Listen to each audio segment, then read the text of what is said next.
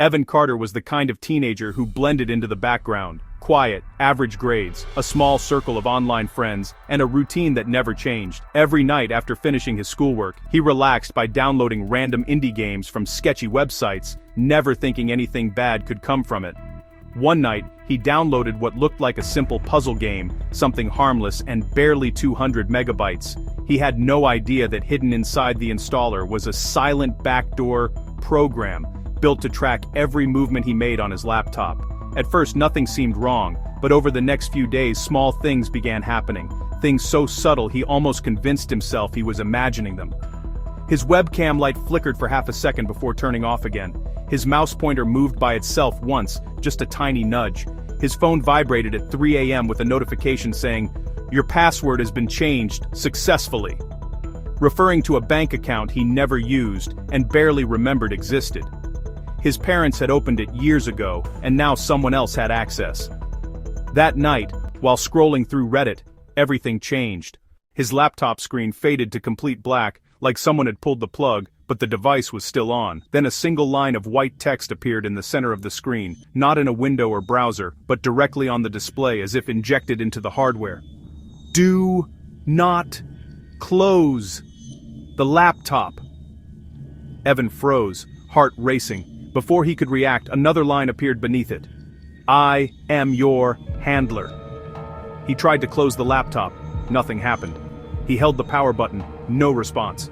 The machine was completely taken over. More lines appeared, each one colder than the last. "Do not panic. I have been watching you for months. You have been selected. Instructions will follow." Then, as suddenly as it started, the screen returned to normal, showing the Reddit page like nothing had happened. Evan stared at his screen for nearly a minute, unable to breathe, trying to convince himself it was some sort of prank, malware, or corrupted app. But deep down he felt it. Someone was inside his life. The next morning, using a friend's laptop at school, he searched everything he could about the term handler. After clicking through dozens of sketchy links, he found an Onion forum called Room 9 Handler Discussion, a place filled with cryptic warnings from people who claim to have survived similar experiences. One message stood out more than anything. The handler does not choose randomly. If you were contacted, they already know everything. Another post explained how they operated. They installed a backdoor. They watched silently for weeks or months. They studied routines, weaknesses, secrets, and once they mapped every part of your life, they reached out. The post ended with something that made Evan's stomach sink. "A handler never asks for money. They ask for tasks." That night, around 11:40 p.m., Evan was lying in bed trying to calm himself down. Suddenly the lights in his room flickered, and his laptop, closed but still plugged in, turned itself on. The same black screen appeared. New text typed itself across the display. "Task 1 is ready." His breath caught as a map pin appeared on the screen, showing an abandoned warehouse only an 8-minute walk from his house. Beneath the map, instructions. "Bring your phone. Do not speak to anyone. Enter alone." Evan's hand shook as he tried to think of a way out. He considered telling his parents, but then his phone buzzed. He looked down and saw a new message, an image. It was a photo of his own bedroom taken just seconds ago. The angle was from above his closet door. Someone had been inside his room without him even knowing. Beneath the picture, a text. "If you do not go, I will come instead." Evan felt a chill run through his entire body. He grabbed a jacket, slipped out of the house, and followed the dimly lit streets toward the warehouse.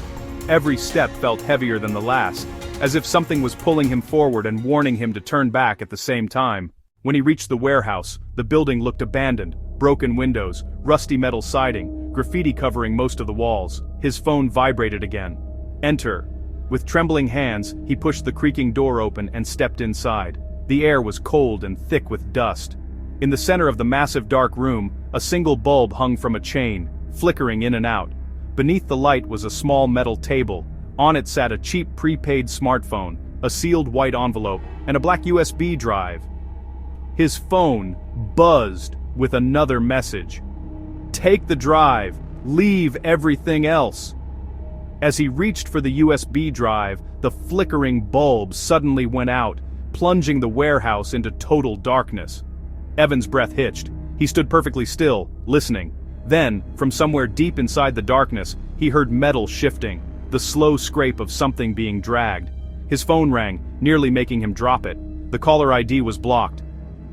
He didn't question it. He sprinted toward the entrance, nearly tripping over debris, and burst outside into the cold night air. He didn't stop running until he reached his house, slamming the door behind him and gasping for breath. Inside, everything was eerily silent.